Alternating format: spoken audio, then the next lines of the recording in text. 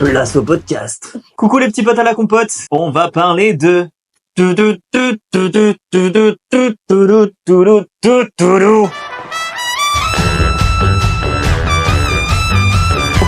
Babylone. Oui, Babylone. Cinéma d'Hollywood. Bienvenue à Babylone. Bienvenue dans la cité de Babylone. Premier, grosse divergence entre nous. C'est la guerre. Arthur, c'est la guerre! D'accord, il y a plus d'amitié qui tiennent. Mhm. J'ai aimé le film, elle a pas aimé le film. J'ai Point barre. J'ai détesté le film. You serious? La messe est dite.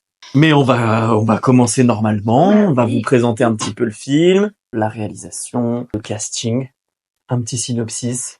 Show must go on, comme on dit dans le cinoche. Du coup, dernier épisode sur cette série de films sur Margot Robbie. On a décidé de prendre Babylone. Alors, il faut être honnête, on avait d'autres films de prévus. Moi, Tonya, par exemple. Voilà, mais qui n'est disponible sur aucune plateforme. Et le Loup de Wall Street qu'on a finalement décidé de pas mettre parce que est-ce que c'est vraiment un film avec Margot Robbie? Est-ce que c'est pas plus un film avec DiCaprio, de Martin Voilà. Scorsese? On aurait pu le mettre, je pense, dans une autre anthologie que celle de Margot Robbie. Mais on se retrouve un peu au même endroit, je trouve, niveau thème entre le Oui. Loup de Wall Street et Babylone. C'est quoi Babylone? Alors Babylone, c'est un film de ouf, selon moi. 3h09. Absolument, où on suit finalement l'ascension d'une jeune actrice à Hollywood. C'est le Hollywood des années 20. Commencez pas à choper ma veste. On voit en fait le passage du cinéma muet au cinéma parlant à travers 4 points de vue de personnages. Voilà. Donc celui de Margot Robbie, celui de Brad Pitt, celui de Diego Calva et celui de Giovanna Depo. Voilà. Donc à travers ces 4 personnes, on voit un peu l'arrivée du cinéma parlant. Ça va entraîner la chute de certains, le succès de d'autres, et tout ça dans un contexte de fête, de drogue et de tournage, finalement. Donc c'est un film de Damien Chazelle Qu'on adore. qui avait fait La La Land, Whiplash, First Man. Donc tous ces films. Alors moi j'ai pas vu First Man, mais Whiplash et La La Land sont des très Je n'ai pas vu Whiplash, mais bons c'est films. mon go-to. J'ai besoin de le voir et j'ai très envie de le voir. Mais toi t'avais adoré La La Land. Et non? j'ai adoré La La Land aussi. Et on va faire un épisode sur Whiplash, donc d'ici là, je l'aurai vu, mes amours. Mais d'abord on fera un épisode sur La La Land, c'est prévu, c'est dans le petit planning. Absolument. Donc Damien Chazelle qui a réalisé ce film, il l'a fait avec beaucoup de ses collaborateurs, y compris Justin Hurwitz pour la musique, qui est parfait, pépitas. Linus Sandgren pour la lumière, qui a fait d'ailleurs Mourir peut attendre récemment Saltburn. Mhm. Et au costume, on a Marie Zofrez, qui a fait les costumes de Interstellar et les costumes d'une pépite que moi j'aime beaucoup, qui est Gangster Squad. Ah ouais. Et ouais, j'adore vu. ce film pour le budget. Oui, on est sur un budget de 80 millions. Ah, moi j'ai 110. Ah, on n'a pas le Avec même tout ce budget. qui est la promo et tout, 110 Ouais. millions. Ok. Sauf que ça n'a rapporté que... Alors, flop total, hein, on peut se le dire, de Babylone. En tout cas, aux États-Unis, il n'a pas du tout marché. Mais en France, il a cartonné, figurez-vous. En gros, ça a rapporté 63 millions de dollars au box-office worldwide, Voilà. ce qui est très très peu, considérant le budget. Et on est sur environ 1 500 000 entrées en France. Nous, on compte Quand en même. entrées, tandis que eux, ils comptent en dollars récoltés. C'est un film que Damien Chazelle avait pitché en 2009 à des studios, mais ils l'ont trouvé beaucoup trop ambitieux pour un jeune réalisateur. Exactement. C'est en grande partie influencé du livre Hollywood Babylone de Kenneth Anger, qui raconte donc les années folles, encore une fois, les années folles, après Chicago, Babylone, Oui. les années 20 à Hollywood. Et je pense que le film doit être très réaliste sur ce point-là. Les orgies, Tout va bien. Elle syncope la puce. la drogue, tout ça, ça devait être évidemment dans les années 20. Bien Hollywood sûr des que années 20. oui, certainement. Tu parlais du projet trop ambitieux de 2009. Mhm. En fait, le producteur en question lui aurait conseillé de faire avant ça un film musical pour qu'il puisse s'entraîner un peu. Ce qui a donné La La Land, finalement. Merci, monsieur le Voilà. producteur. Gentil, hein. Au casting, très très beau casting. On a, sans grande surprise, Margot Robbie toujours là. qui joue Nellie Leroy. La Roy. On a Brad Pitt qui joue Jack Conrad. Un petit nouveau arrivant, Diego Calva, qui joue du coup Manny Torres. Oui. On a Giovanna Depo qui joue Sydney Palmer. Naturellement. Jean Smart qui joue Eleanor St. John. Eric Roberts, frère de Julia, père de Emma, qui joue du coup le père de Margot Robbie. Naturellement. On a une Tobey Maguire qui joue un rôle extrêmement dérangeant, le rôle de James McKay, qui est donc un gangster qui met du blanc sur son visage, ou alors qui est très malade. On a une belle petite découverte pour moi, Lee Jun Lee, qui joue Lady Feiju, qui pour moi capte l'attention dès qu'elle est sur l'écran. Exactement. Extraordinaire. Qui chante très bien, c'est elle qui chante, oui. Je crois. Les Américains généralement... Ils savent tout faire, sauf la cuisine.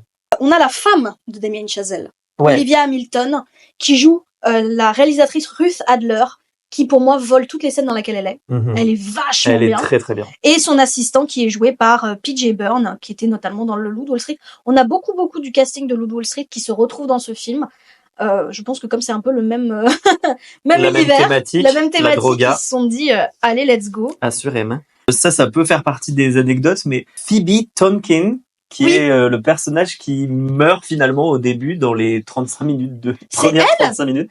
Oui. Qui fait pipi. Qui fait pipi sur un gars. Normal. Enfin, je veux dire, on a tous fait ça. C'est elle qui décède. Cette Phoebe Tonkin, vous la connaissez sûrement si vous êtes de notre génération, parce qu'elle jouait une sirène dans H2O. Oh, Arna! Oui. C'est Clear. Clear, no. C'est elle. Le film Babylone a été nominé dans 3 catégories uniquement. Meilleur décor, meilleur costume, meilleure musique. Ils n'ont rien ramené. Rien. En revanche, petit pour moi, je trouve, snobisme de Margot Robbie, qui aurait dû avoir une nomination pour meilleure actrice. Cette Alena, c'est moi, Talina. Cette année-là, on avait en meilleure actrice Cate Blanchett pour Tar. On avait Ana de Armas pour Blonde. Ouais. Andrea Riseborough pour To Leslie. Michelle Williams pour les Fabelmans. Et celle qui a gagné, Michelle Yeoh pour Everything Everywhere All at Once. Elle aurait peut-être pas gagné, mais je trouve qu'elle méritait une nomination. Peut-être à la place de Andrea Riseborough, qui est dans un film dont personne n'a entendu parler et qui s'est un peu faufilé comme ça. Mais Michelle Yeoh méritait amplement son Oscar. Ah non, bien sûr, je ne dis pas le contraire. Oui. J'ai bien compris. C'est juste qu'elle aurait dû avoir une nomination. Voyons, on s'embrouille déjà. Pour les petites anecdotes, ce film, tous les personnages sont inspirés forcément de personnes ayant réellement existé. Clara Bow, en effet, pour Nellie Laroy, qui était une actrice, pareil, du muet, qui est passée au parlant, qui était assez ouverte sur ses fantasmes sexuels, sa vie sexuelle. Je pense qu'il y a beaucoup de gens qui sont mélangés, c'est impossible de dire tous. Moi, j'aimerais parler du personnage du coup de la réalisatrice Ruth Adler, qui aurait été inspirée de Dorothy Arzner, qui est une réalisatrice de ces années-là et qui est l'inventrice du micro-perche. Oui, ça fait écho complètement à la scène où il passe vraiment au parlant, qu'il y a le micro, et qu'elle peut pas bouger parce que le micro est là et qu'elle peut pas aller autre part. Si elle est pas sur sa marque, bam, ça pose des problèmes. S'il y a un trop fort coup de talon ou quoi, ça fait tout péter. Voilà. Et le spoiler suicide de Jack Conrad aurait été largement inspiré de celui de George Reeves, qui s'est suicidé lors d'une fête à lui, où il a dit au revoir à ses invités et il est juste monté ce suicidasse. Oui, c'est bien dit. D'abord, j'aimerais parler de qui aurait pu jouer qui. D'accord. Déjà, Tobey Maguire, qui joue James McKay, aurait pu jouer le rôle de Irving, qui est ce producteur qu'on voit un peu de temps en temps, puis au final, il joue ce gangster, un peu pas bien dans sa tête. Nelly, évidemment, aurait dû être jouée par Emma Stone. Ouais. Grande collaboratrice de Damien Chazelle, notamment qu'elle a gagné un Oscar pour La La Land. Naturellement. Donc, elle aurait dû faire Nelly. Elle a pas pu finalement, donc ils ont décidé de prendre Margot Robbie et de retravailler le rôle, le rendre encore plus vulgaire, encore plus agressif. Ouais. Ce qui est assez ironique parce que Margot Robbie aurait pu jouer le rôle de Emma Stone dans Birdman. Ouais. Je sais pas si tu l'avais vu, Birdman. Si, j'avais adoré. J'avais adoré aussi. Pour le rôle de Sydney, donc qui est joué par Giovanna Depo, on aurait pu avoir Michael B. Jordan. Oh. Mais pour Eleanor, cette journaliste qui remet un peu en place Brad Pitt à un moment donné en lui disant c'est une critique ciblée. Ouais. Elle aurait pu être jouée par Meryl Streep. Bah carrément, complètement. Mais moi j'aime bien qu'il y ait quelques acteurs qu'on connaît pas. C'est vrai. Bah surtout qu'il y a déjà une grosse partie du casting qu'on connaît tous. Brad Pitt, Margot Robbie, tout ça. Donc c'est bien qu'il y en ait des plus à côté quand même, qu'on connaît moins. Bah ça me fait venir à un endroit. Bonjour, je suis Mais arrivée. tu vas où tu veux. Le casting de Manny Torres a duré 2 ans. Ils savaient pas qui prendre parce que Damien Chazelle voulait justement quelqu'un qui n'a pas de bagage avec le public, quelqu'un que le public ne connaît pas, pour jouer ce personnage mystérieux qui lui aussi arrive un peu au milieu de tout ça et qui n'est pas connu de Hollywood. Et même chose pour l'acteur. Il l'a casté Calva à cause de ses yeux. Il a trouvé que ses yeux avaient beaucoup d'expression dedans, il y avait quelque chose. C'est vrai, hein. Et il s'est dit, celui-là, j'aime bien. Et d'ailleurs, ils ont passé une petite partie du confinement ensemble. Avec Margot Robbie et son mari, Voilà. Ouais. Et d'ailleurs, il y a une version du film de Babylone sur portable qui a été filmée par Damien Chazelle sur son portable avec Diego Calva, sa femme, enfin, la femme de Damien Chazelle et Damien Chazelle, où ils tournent toutes les scènes, ils font toutes les personnages. Tous les personnages, ouais. Vous imaginez, mais on rêverait d'avoir cette version. Peut-être qu'ils auraient eu un Oscar, là, cette fois. Et voilà. Le titre n'arrive qu'au bout de 32 minutes de film. Et quelles 32 minutes? T'as pas aimé? Oh, putain. Non, alors, on en parlera après de mon ressenti. Regarder parce 3 heures de cette fête. Le petit moment où elle se glace les tétasses. Tu sais que de qui, c'est une référence pour qui? Qui faisait ça à Hollywood? Marilyn? Non. Elle a pas eu le temps, je crois. Jean Harlow. Jean Harlow, ok. Qui était une actrice, donc qui se glaçait les tétasses pour que ça ressorte un petit peu. Brad Pitt et Leonardo DiCaprio ont lu le script sur le tournage de Once Upon a Time in Hollywood, où il y avait également Margot Robbie. Ils ont beaucoup aimé et c'est Brad Pitt, il a dit oui à ce moment-là. C'est la 3e collaboration de Margot Robbie et de Brad Pitt, après justement Once Upon a Time in Hollywood et The Big Short, où elle a un petit rôle de caméo. Le casse du ciel, je crois que ça s'appelle en français. Et elle voulait absolument une scène où elle embrasse Brad Pitt. Et c'est pour ça qu'elle a demandé à l'embrasser, je crois, pendant la scène où elle est en salopette. On demanderait tous ça, je pense. Oui. C'est un peu un goal. Il me semble que d'ailleurs, ça a fait un peu scandale parce que c'était genre, elle a demandé à avoir une scène où elle l'embrasse parce qu'elle avait envie, mais si les rôles étaient échangés, que c'était un homme qui demandait à embrasser une femme, ça aurait créé une merde et tout. Et... Fermez vos boîtes à camembert. Sortez dehors et touchez. On veut tous embrasser Brad Pitt à un moment donné. Sortez dehors et touchez du gazon. Ça vous fera du bien. Par pitié. À un moment donné, on voit les tétés de Margot Robbie. Eh ben, c'est pas ces tétés. Rends les tétés, Margot. Rends les tétés aux gens. Rends les tétés aux abonnés. Ça va pas. Ah non, c'est une doublure qui a fait le rôle. Moi, je suis pas expert. Le perso, tu en as parlé tout à l'heure, de Lady Feyzou. Je le dis bien? Lady Feyzou. Je crois que c'est Jou. Ah, pardon. Le perso de Lady Feyzou est basé sur l'histoire d'Anna May Wong. C'était la première actrice chinoise-américaine plutôt, d'Hollywood à cette même période. Sa carrière, finalement, a enjambé le cinéma muet et parlant. Sauf qu'elle se fait têche, du coup. Elle faisait les placards, il me semble. Elle faisait les placards et évidemment, ça ne sert plus à rien. Donc c'est basé sur son histoire et il y a plein d'autres histoires. Le personnage est super intéressant, je trouve. Ouais. Alors, moi tu me donnes une femme en costume, je pète un câble. Ah bah tiens, j'ai souvent fait ça pour les films dont on parlait. 85 000 $, c'est la somme que demandent les brigands à Nelly Laroy, puisqu'elle a perdu 85 000 $. Et ça, c'était dans les années 20. Mais qu'est-ce que ça fait, 85 000 $? Mais j'en ai aucune foutre idée. À notre époque. Je ne sais pas. Eh ben, je vais te le dire, c'est 1,8 million de $. Ah ouais, quand même, elle a claqué, hein. Je comprends qu'elle s'enfuit. Ah oui, moi aussi, je me serais enfuie. Il y a un truc qui m'a fait rire, c'est vers la fin, il va au cinéma et il lui demande 50 centimes pour entrer au cinéma. On peut pas revenir à ça? Parce qu'il me semble que la place à pâté, c'est combien? 17,20 €. Parfois 18,30 €. Est-ce qu'on peut pas revenir au cinéma à 50 centimes? Parce que c'est ça, en fait, qui freine les gens d'aller au cinéma. Mais bien sûr, mais les salles seraient toutes complètes. Moi, avant de parler de mon expérience par rapport à ce film, je vais parler de tout ce qui est en hommage à Chantons sous la pluie. Parce que déjà, c'est le même plot. C'est la même histoire avec juste de la drogasse et du sexe en plus. Et des chansons en moins. Bah, la chanson est même dans le film, à un moment donné, avec Brad Pitt.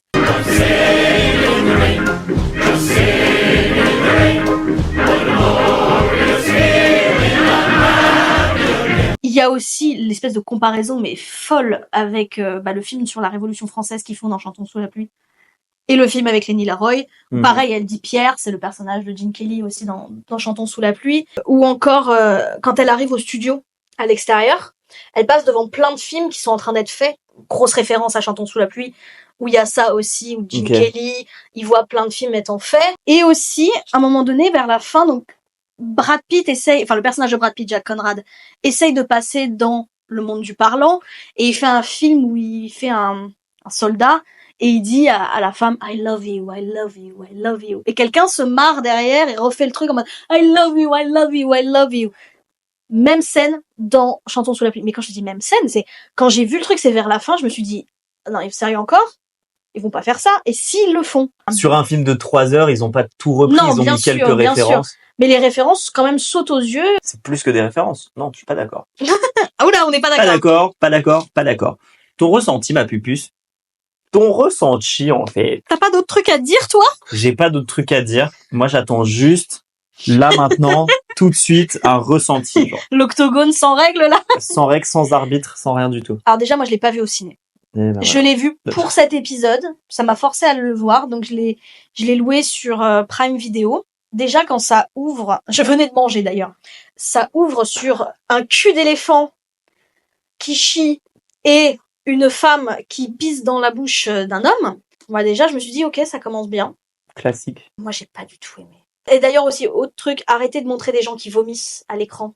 Bah oui, mais ça fait partie du... Ouais, mais c'est chiant, j'ai pas Si envie de tu voir ça. sortais un peu plus, C'est tu bon, verrais des j'ai gens déjà- vomir dans la vraie vie. J'ai déjà vomi dans la rue aussi. C'est vrai, plein de fois. Et non, je veux pas voir ça en fait. Il y a des trucs que je veux pas voir au ciné parce que je veux justement m'échapper de la vraie vie. J'ai pas envie de voir quelqu'un faire caca ou faire pipi ou vomir. Alors après, je pense que ça devait être une T'es accumulation de écrit trucs. un peu. Oui. Oh là là, c'est pas très chic hein, cette conversation. mais ça fait Attends, partie ouais. de la fiesta, de la bamboche forcément. Et Ils sont sous drogue, sous alcool, sous trucs. Évidemment que ça, voilà. bon, bah, Ça moi, rend. mon ressenti, à la fin de cette séquence de 32 minutes de la fête et tout ça, entre la musique, la danse, les gens, ça va, ça vient d'un côté. Le film m'a mis dans une angoisse personnelle où j'étais pas bien en fait. Ah ouais. Il m'a angoissée, il m'a rendu une anxiété que j'avais pas eu depuis longtemps. Je sais pas si c'est la mise en scène où il y a 10 000 trucs qui arrivent en même temps, ou si c'est le fait qu'ils sont tous là avec de la drogue, ils sont tous à poil. Pour moi, ce film, c'est Chantons sous la pluie, rencontre le Loup de Wall Street, mais ça prend pas le bon côté du Loup de Wall Street. Mhm. Même si j'aime bien le Loup de Wall Street, et ben justement ce côté trop le cul, la drogue et tout ça, au bout d'un moment donné, ça saoule sur 3 heures. Et ben, surprise, les deux films font 3 heures. J'ai pas du tout accroché, et je pense que si je l'avais vu au cinéma, c'est un des rares films où je serais sortie avant la fin. Il y a eu que peut-être 2 films où je suis sortie avant la fin de toute ma vie. Les 4 Fantastiques, parce que ça me faisait peur et que j'étais petite. C'est le moment où Dr Doom, il électrifie un gars, il y a un trou dans son bide. Ouais. J'ai vu ça, j'ai fait, on peut rentrer. Et District 9. Ok. Je suis sortie à partir du moment où ils ont commencé à se retirer les ongles. Ah. 9, Pas j'arrête. ouf. Et pareil, j'étais un peu jeune, je devais avoir 11 ans, un truc comme ça, et du coup, j'ai dit, bon, on rentre. Mais oui, ce film m'a mis dans une angoisse terrible. J'avais le cœur qui était comme ça, trop de trucs qui se passaient en même temps. C'est vrai que c'est un rythme bien particulier, Et même les moments, très rapide. tout le monde gueule tout le temps. Ça ne fait que gueuler. Et même les moments où ça gueule pas, j'étais pas bien. Franchement, ouais, je l'aurais vu au ciné que je me serais barrée. D'accord. Mais toi, ton ressenti à toi quand Alors, toi, moi, tu mon l'as vu au ressent- ciné? Moi, je l'ai vu au ciné déjà premièrement. Pardon, excuse-moi. Premièrement, D'abord, je l'ai trouvé déjà à l'époque excellent. Je l'ai trouvé vraiment très très bien. Comme je vous dis, le rythme est fou. Il y en a pour tout le monde. Ça va vite. Je trouve ça incroyable. On peut faire pause à n'importe quel moment. La photo de ce film, je la trouve folle aussi. Vraiment, je pense à la scène où Margot Robbie vient de décrocher le rôle. Elle avec sort la lumière un peu violette, là. Oh là, mais qu'est-ce que c'est beau. Et franchement, plusieurs fois, je me suis amusé à faire ça, à faire pause.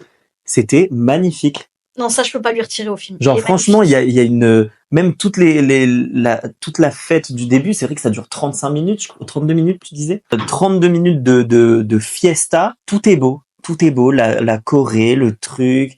D'ailleurs, ils ont eu 6500 figurants Ah ouais. sur le tournage. Je trouve ça dingue. Et au-delà de ça, la musique rythme parfaitement le movie. Je le trouve impressionnant. Et ce côté drogue, tout ça. En fait, Damien Chazelle, d'ailleurs, avait dit à ses comédiens, oubliez tout ce que vous savez sur les années 20, tout ce qu'on vous a dit, tout ça, parce que souvent c'est très romantisé, trop Voilà. En fait, il voulait que ça paraisse archi naturel. Vous voyez? Et je trouve que le pari est complètement réussi. Voilà. Moi, le seul truc, et là, je viens un peu sur les points négatifs, la longueur du film. Où à chaque fois, vers la fin, je décroche un peu. C'est vrai que les 2 fois où je l'ai regardé, je me suis rendu compte que je décrochais au même endroit. Mais sinon, très très bon film. La 3e partie, la dernière heure, pour moi, elle est un peu longue à regarder. Moi, j'ai des points positifs quand même. J'en ai. On t'écoute. Comme t'as dit, la lumière. Il y a rien à dire sur la lumière. Ça fait partie pour moi un des plus beaux films visuellement parlant. Tout ce côté un peu orangé et tout, la lumière aussi quand c'est la bataille de la croisade et tout ça. Ouais. Extraordinaire. Gros point positif pour les costumes. Oui. Donc qui sont faits par Marie Zofrez, qui ne serait-ce que cette robe qu'elle a, Margot Robbie, pendant toute la séquence de début. La rouge. La rouge, ouais, qui est mi-robe, mi-short, juste peut-être un ruban. Elle a plein de robes tout au long du film qui sont. Il y en a une qui est dégueulasse. Quand elle est dans la soirée mondaine là. La bleue là. La bleue avec sa coupe et tout, c'est horrible. Moi j'aime bien sa salopette, je trouve ça marrant. Ouais. Les costumes de Lady Feijoo qui sont vachement sympas. Vachement travaillés, très très beau. Très très beau. Donc ça c'est un gros point pour moi, les costumes aussi. La musique, comme tu l'as dit, je pense notamment à la musique qui est sortie principalement du film qui est Voodoo Mama. Justin Hurwitz, pour moi, il fait un sans faute à chaque fois au niveau de la musique. Franchement. Extraordinaire. Elle réchauffe le cœur. Oui. Non mais celle-là en plus elle donne le peps. Ouais, elle est vachement sympa. Bon point positif. Pour moi, les acteurs. Margot Robbie, ce que j'adore, c'est que c'est une actrice qui prend des risques. Elle a commencé avec le Loup de Wall Street et après elle a fait Harley Quinn, puis elle s'est lancée dans Barbie, qui est un rôle pas facile. Jouer la concombre, c'est pas facile, hein. Elle avait fait Moi, Tonya, elle s'était donnée à fond. J'ai adoré. Là, elle joue un rôle vulgaire, sauvage, dégueulasse. C'est Margot Robbie comme on l'a rarement vue. Et son personnage un peu sauvage, tu viens de le dire, me fait penser à Moi, Tonya. Dedans, elle est un petit peu comme ça, toujours ébouriffée et tout. Elle en a rien à foutre du regard des autres, tout ça. Et je la trouve un petit peu comme ça. Ouais. Voilà. Mais franchement, pour moi, c'est une des meilleures actrices qui travaille de nos jours, et je trouve que le côté producteur qu'elle a aussi aide aussi beaucoup, je pense, à la performance, parce qu'elle sait tout ce qui se passe derrière le film et elle se donne à fond. Et vraiment, dans celui-là, elle m'a bluffée. Évidemment, on parle peut-être un peu moins des autres, mais Brad Pitt, il est super aussi. Ouais. Diego Calva, c'est une révélation. Diego Calva, franchement. Une révélation. On a envie de le revoir, hein. Ouais, carrément. Il a un visage qui est incroyable. Ah ouais. Ah, j'ai trouvé que c'était pour moi un des seuls points qui me poussait à continuer à regarder le film, et le fait aussi qu'on faisait un épisode, donc je pouvais pas l'arrêter au milieu. Pour moi, c'est un des meilleurs points positifs de ce film. Point négatif, bon, j'en ai parlé, hein, j'ai pas aimé, donc. Très trash. Ça, c'est sûr. C'est même pas le côté trash. Il y a des films trash qui me gênent pas. C'est juste que c'est trash tout le temps. Ça gueule tout le temps. Ça m'a juste angoissée. Et franchement, je l'ai vu, j'étais toute seule. Et mon mec est rentré le soir, il m'a vu, il m'a fait, ça va? Elle était trop colère, alors. J'étais super colère. Je peux comprendre pourquoi les gens aiment ce film. C'est un beau film. Mais moi, j'ai pas accroché. La mayonnaise a pas pris pour moi. Et quand la mayonnaise prend pas pendant 3 heures de ton temps, c'est long, quoi. J'entends. Mais ce film, de toute façon, a beaucoup divisé, et il y en a un autre qui a récemment beaucoup divisé, c'est Pauvre créature, par exemple. Que je n'ai pas vu encore. Que moi, j'ai adoré, mais alors j'avais des débats profonds sur est-ce que ça c'est bien, pas bien, truc. Et voilà, et ce film, d'ailleurs, l'exemple parfait, c'est les États-Unis ont détesté, la France a adoré globalement, dans sa globalité. Et voilà, les États-Unis, la France. En point négatif, j'ai aussi le fait que c'est trop long, mais ça, je pense que c'est un given. Genre, ouais. J'y vois 15 scènes qui auraient pu être coupées, quoi. Oui. Je sais pas si les réalisateurs, maintenant, ils sont allergiques au fait de couper des scènes, mais c'est possible. Faites-le. C'est une bonne idée, hein. Mais ça se trouve, il durait 5 heures à la base. Oh là tu sais pas. Tu ne sais pas. Et moi, j'ai un autre petit point négatif. J'ai toujours un souci avec les films qui sont des odes au cinéma. Où c'est vraiment, regardez tout ce qu'on fait comme c'est incroyable. Regardez les vies qu'on change, le cinéma. C'est une comédienne qui vous parle.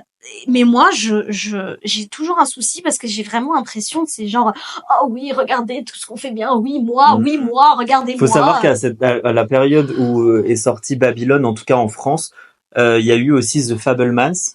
Oui, sur la propre histoire de Spielberg. Et Empire of Light. Je pense à ça, je pense à The Artist, je pense tous ces films où c'est genre, regardez comme le cinéma, c'est incroyable. Ça insiste beaucoup sur soi-même, et ça prend un peu la tête parfois. C'est ok, on a compris, le cinéma c'est génial, c'est pour ça qu'on est là, c'est pour ça qu'on regarde le ciné.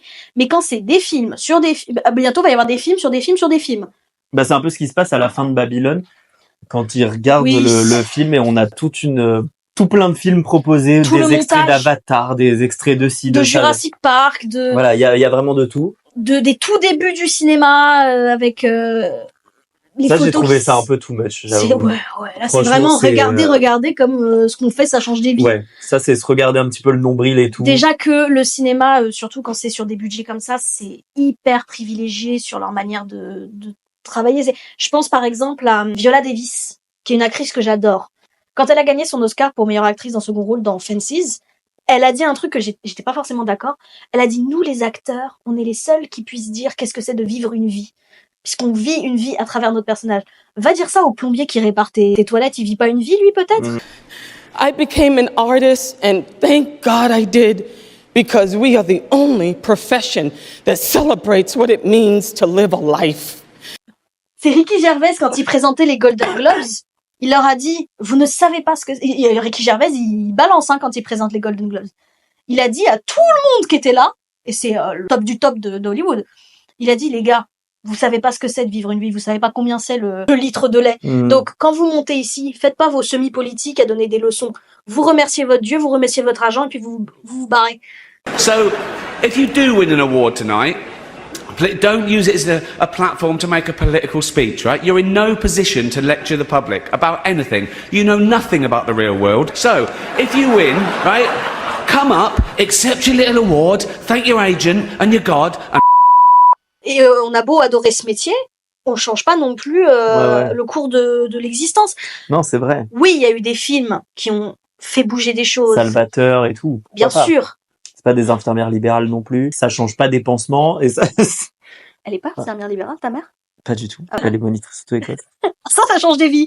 Ça change des vies. Ça change des vies. Mais non, là, c'est des histoires racontées. En plus, ils racontent les histoires, notamment de Clara Bow, de trucs. Oui, bien sûr. Donc, je vais diviser en disant ça. Hein. Je vais me prendre des insultes, je le sais, et je les accepte. J'accepte. Puis nous peut-être qu'en tant que spectateurs, on a besoin aussi de voir ça. On est curieux de ça. On a envie. Et il y a une série qui s'appelle Hollywood de Ryan Murphy qui est incroyable, qui est pareil sur la même époque, le cinéma des années 20 aussi, et que je trouve absolument folle. Et voilà, on est curieux de ça, et nous encore plus peut-être parce que ce métier nous intéresse, tu vois. Mais non, je trouve qu'il en faut. Là, c'est vrai, encore une fois, il y en a eu 3 en même temps, donc peut-être que, vas-y, ça saoule au bout d'un moment. J'ai pas vu les 2 autres, donc je peux pas dire. Moi, j'ai vu. Mais c'est juste un sentiment que j'ai les films sur le cinéma parfois me plaisent moins, et je sais que c'est une opinion parmi d'autres, et je dis pas que c'est l'opinion que vous devez avoir, bien évidemment. C'est pas un film qui m'a plu. Je ne le reverrai pas. J'ai regardé la bande-annonce après avoir vu le film et j'ai regardé genre si ça donnait un avant-goût de ce qui allait se passer. Pas du tout. Et je me suis dit, mince, pourquoi j'y suis pas allée au cinéma? Peut-être que je pense que c'est le 3 heures que j'ai vu où je me suis dit, oh non, là c'est bon. Ça suffit. J'entends parfaitement et je suis pas trop d'accord sur cette idée de on se regarde le nombril et tout. C'est un sujet qui intéresse, qui si t'intéresse pas, n'y va pas. N'y allez pas, hein. On vous force à rien. Une petite note? Toi d'abord. Oh là là. Parce que moi, je vais me prendre des menaces de mort. Certainement. Pour la performance, moi, je dirais un 4 quand même. Ah ouais, quand même. Un bon 4, ouais. Je note très mal. Si on voyait toutes les notes que j'ai données et celles que je vais donner dans le futur, je pense qu'il y a rien de cohérent, mais peu importe. C'est ça qui me fait mal parce que je vais donner une note qui est très basse. Et après, les gens, ils vont dire, ouais, mais regarde. Par rapport à ça. Pour mon Nemo, t'as mis 5 étoiles. Ouais. Et pour Babylone, tu mets 1,5 étoile. Pour l'effort. Oh la garce. Oh la garce. Pour le gars, il s'est fait chier depuis 2009. Il veut faire ce film. Mais c'est que mon opinion. Je pense pas que Damien Chazelle il va regarder la vidéo et il va se meurtrir de ce que je dis. Non, c'est 1,5 pour l'effort des acteurs qui sont extraordinaires et pour la technique. Donnez-nous vos notes, s'il vous plaît, dans les petits commentaires. Voilà, n'hésitez pas. Dites-moi à quel point j'ai tort, s'il vous plaît. Mais remballez-la et si vous la croisez, poussez-la. C'est quoi notre prochain épisode? Je sais pas. On va enfin faire un film qui sort. On va faire un film. Je te jure. Waouh! On va faire Mad Max Fury Road. Ah bah oui. Et dans la même séquence, entre guillemets, on va faire aussi Furiosa, qui sort le 22 mai au cinéma. Absolument. Donc cet épisode sortira plus tard. On ira le voir avant Furiosa, on vous donnera un petit avant-goût, cette fois sans spoiler. On ne spoilera pas Furiosa. Par contre, Mad Max, on va le spoiler à fond. Oui, parce qu'il date de 2015, donc ça fait presque 10 ans. Réveillez-vous! Voilà. Allez. Le verre. Tac. Il va me tuer après. Chin. J'ai défoncé. Bye bye bye bye. Bye bitches!